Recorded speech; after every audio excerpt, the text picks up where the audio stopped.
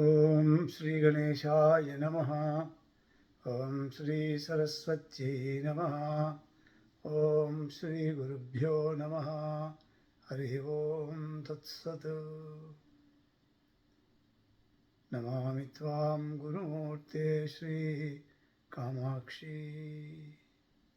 Namami Tvam Gurumurte Shri Kamakshi. Namami Tvam Gurumurte Shri Kamakshi. Matah Shri Lalite Prasida. Matah Shri Lalite Prasida. Matah Shri Lalite Prasida. Greetings to everyone. After a very, very long time, perhaps a year or so, that I thought I should record something. This long gap has been primarily due to my ill health and also lack of motivation to really record anything and post. The idea that there are not many real seekers, is discouraging and is not helpful to take out time and make an effort to share any ideas. But of course, sometimes I am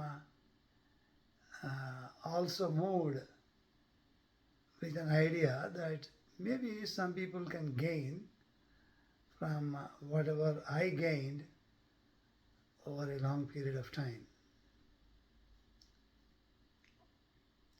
But the fact of the matter is, there is really nothing much to say. For a person who really wants to know, only a few pointers are sufficient to grasp the essence and begin to live in peace. But of course, everyone needs to work it out in their own lifetime by living a life conducive to the truth that they understand from the teachings of the teachers, especially the teachers of Vedanta, Acharya Shankara, mainly. So if one wants to find answers to their spiritual questions and also want to attain peace and joy in this life while living, the main tool is only to study the bhashya or the commentaries of Acharya Shankara and the Upanishads. It's not essential that you read all the 10 Upanishad bhashyas. As long as you get the main proposition of Vedanta and you are in terms with it, that is, you agree with them, they appeal to you, they speak to you, that much amount of information or knowledge is sufficient. As long as one is not swayed by opposing views, as long as one is not swayed by any other opposing views, the idea of Advaita Vedanta, that all this is one, Sarvam Khalvidam Brahma, Neha Nanasti Kinchana, all this is verily Brahman, and there is not an iota of anything else here. So as long as this idea is grasped and one gets convinced about this proposition, there is really no need of any argumentation on this. Perhaps if one has done their basic work of living an appropriate life and a life without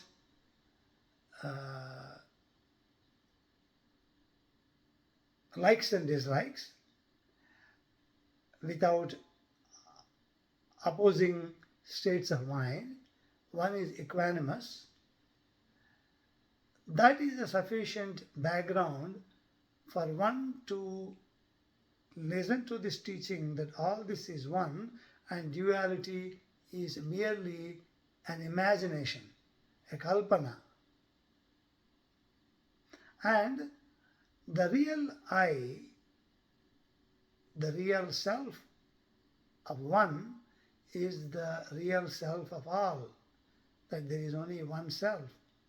And on that self, this apparent universe is superimposed. It appears to exist, but not in reality. If one is able to take this idea firmly and live with it, in spite of apparent duality or multiplicity, then naturally its reality is known. And such reality cannot be spoken because it is beyond any words and expressions that can be given by words, by means of words and attributes. Because that is the place where this individual notion of I gets dropped totally, and one remains an eternal witness, uninvolved. A witness means an uninvolved being, an uninvolved knowingness, drashta. One remains a witness eternally, and that witness has no limbs to interact with this world. It is not a transactional being. It is only an existential being. It is only a knowing being, or it's only an infinite source of joy. That self of all, that Brahman, is what I am. This much knowledge is conveyed through the teachings of the Upanishads. For a person who is qualified by rejecting the raga dvesha, likes and dislikes, and is free from greed and lust, or anxiousness to become something, where that becoming is only possible in this transactional world. In the world of the Absolute, there is no becoming. It is only being. So if there is a push in the mind, there is an anxiety in the mind to become something, to feel fulfilled, then you cannot settle with this Absolute as your identity. But of course, any amount of intellectual understanding of this concept is only a concept. When this concept also gets dropped and you remain as the being, which you have been all along. Only thing is now it is a recognition by way of dropping the misunderstood identity in the phenomenal world. Misunderstood identification. An identification created because of misunderstanding that you belong to this transactional world and not the being of the Absolute.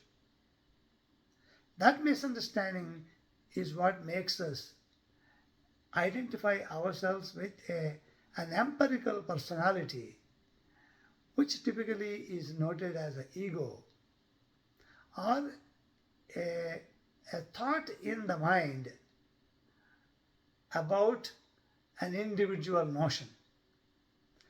This awareness, this consciousness, the absolute being identifies with that ego, with that one ego, which again identifies with the body, and it forgets it not even forget, it leaves behind its eternal nature and becomes a transactional being. Being is the same. There is no big self and there is no small self. It is only an identification with a limited phenomenal appearance in which the absolute becomes a transactional. All that Vedanta does is to teach this mechanism in which this empirical world of individuals is functioning. If there is a basic intellect to grasp this mechanism of how the universal consciousness is apparently becoming multiplicity of consciousnesses in which you identify yourself to be one, and this is only a mistake because of superimposing the apparent universe onto the eternal universal consciousness. That individual experience is happening. When we understand this mechanism, then we found the right method or right way to trace back to remain as a being which is not a transactional being but only a being of witnessing. Sakshi Cheta Kevalo Nirgunascha. So he remains only an eternal witness. Drashta. So this is all that Vedanta teaches. Nothing more. Nothing really more. Vedanta is not interested in teaching the theory of creation, how the universe came about. It is not interested in establishing cause and effect, wherein the cause and effect only belong to the world of empiricity, that is, of space and time. There is no causality in the absolute witness, meaning that absolute witness is not caused by something, neither does it cause anything. So the apparent world is not caused by the absolute.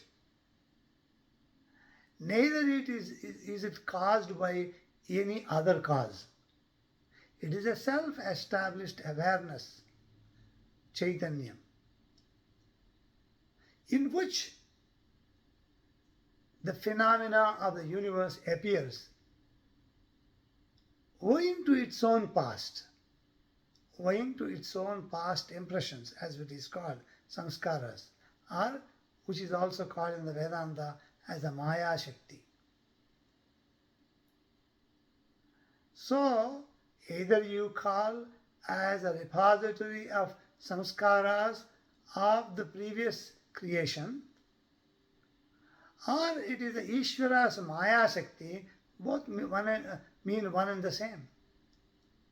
So this Maya Shakti or the seed, Maya Bijam, is not part of the consciousness, but it is non-different from the Supreme Brahman, in that this Maya Shakti or the Bija has no independent existence, but its nature is entirely different from that of the consciousness alone. So,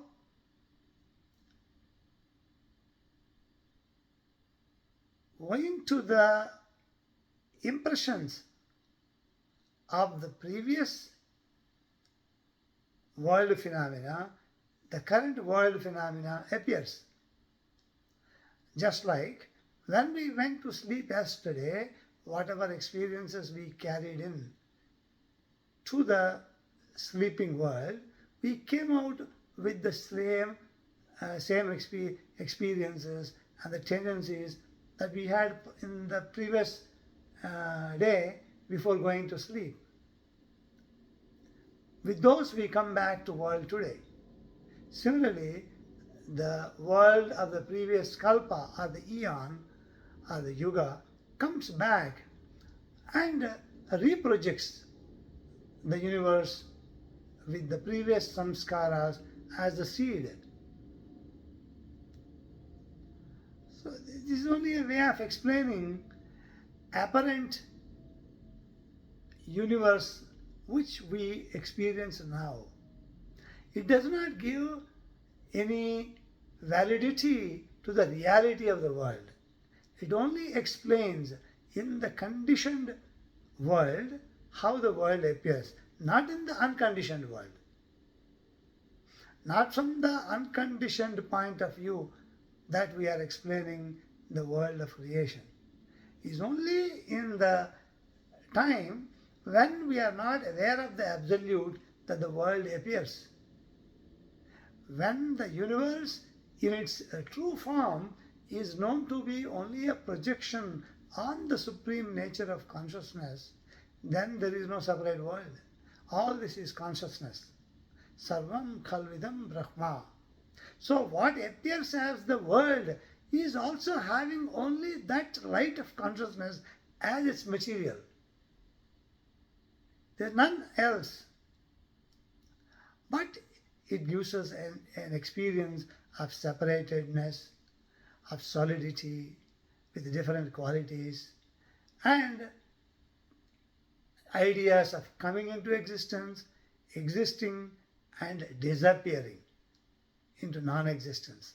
All this is happening using the same light of consciousness as the basic material. So the projection is not of a non-material, it is the same Brahman. It never transformed. It remains the same eternal, unchanging, imperishable consciousness. One and one only. Knowing this in a systematic way from the Upanishads is Shravanam. Shravanam is not any gossip. Shravanam is listening to this argument, this presentation of the Upanishads as to why all this is Brahman is justified. You need to ponder those ideas. And the new teaching should help dislodge our previous notion that there are many individual beings. That should get demolished. If the previous wrong notions are demolished, and automatically the reality shines forth. And this is what is called self-knowledge. Self-knowledge. Atma Gnanam. Meaning Anatma Nigarhanam. Means denouncing the non-Atman. Rather, there is really no Anatma, right? It is only the notion of an Anatma separate from the Atman. That notion that we have, that will get demolished.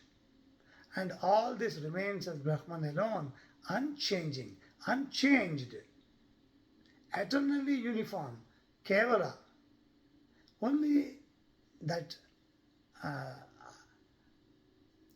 Sat Chit Ananda, where all this is only one element, all this is only one material, one vastu. One vastu. It is not that existence is separate and knowingness is separate and the happiness or ananda is separate. It is only one material, one vastu, one eternal being, which is also of the nature of existence, whereby all that appears as existent gets its existence from this core being, which is existence, knowingness, and ananda.